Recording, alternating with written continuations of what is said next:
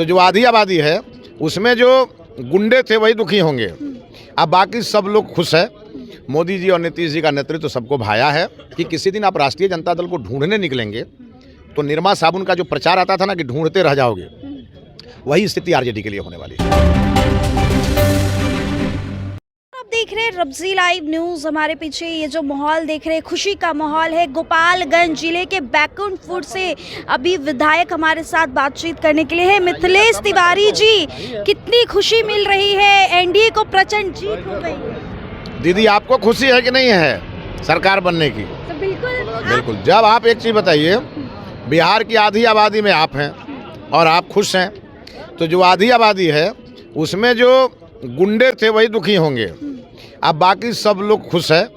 मोदी जी और नीतीश जी का नेतृत्व सबको भाया है और इसीलिए लोगों ने कस के बटन दबाया है कमल फूल और तीर छाप का। लेकिन विपक्ष तो वोट चोरी का अभी भी आरोप लगा रहे कि आप लोगों ने घोटाला किए हैं, वोट चोरी किए हैं। चोर मचाए शोर, ये जो उनके लिए यही शब्द अच्छा है कि शोर वही मचा रहा है जो खुद इसी काम में लगा रहता है।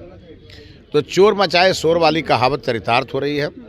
जनता ने उन्हें नकार दिया, उनको शांति से रहना चाहिए। तेजस्वी जी को जाके किसी हाई स्कूल में एडमिशन लेना चाहिए, थोड़ा पढ़ लिख करके पास करना चाहिए, तब हम लोगों के साथ मैदान में आना चाहिए। सर, आपके ही क्षेत्र में जाकर उन्होंने महिलाओं से राखी बंधवाए, बहन से राखी बंधवाए। आखिर क्या कुछ कमी रह गई थी कि वहाँ की बहनें जो थी नकार दी हैं? देखिए, बहनों ने और माताओं ने नकार दिया, क्योंकि राष्ट्रीय जनता दल जंगल राज का प्रतीक है और जब भी जंगल राज और आतंक सामने आता है तो महिलाएं दुर्गा बन के घर से निकलती हैं और महिषासुर का वध करके घर लौटती हैं। तो इस बार हमारे बिहार की माताओं बहनों ने दुर्गा का रूप रखा और जंगल राज को पूर्णतः समाप्त कर दिया और सुशासन के राज को स्थापित कर दिया। सर, लालू परिवार में हो रहे कलह को कैसे देख रहे? रोहिणी आचार्य अपनी मायके से रोते हुए निकलती हैं और संजय यादव, तेजस्वी यादव पर चप्पल उठाने तक का आरोप लगाती हैं। देखिए, ये तो होना ही था, इसलिए होना था। हमारी भारतीय जनता पार्टी में एक एक कार्यकर्ता का लहू और पसीना से पार्टी खड़ी हुई है और वहाँ लालू जी के कारण पार्टी खड़ी है। लालू जी जब से थक गए तब से उन्होंने अपने बेटों को आगे कर दिया, तो अब वो परिवार की पार्टी हो गई। तो जब परिवार की पार्टी होगी तो परिवार में सब लोगों की महत्वाकांक्षा जगेगी। तो अभी सबकी महत्वाकांक्षा जगी हुई है और सब आपस में लट्ठम लट्ठा कर रहे हैं और यही कारण है कि आज वहाँ जंग हो रहा है।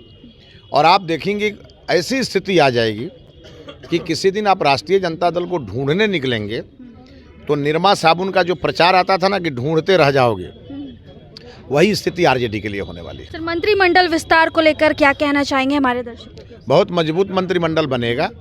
माननीय मुख्यमंत्री जी बिहार के हर कोने से, हर कोने का प्रतिनिधित्व, हर वर्ग का प्रतिनिधित्व और बिहार की जनता को दुख दर्द को समझने वाले लोगों को मंत्रिमंडल में लेंगे।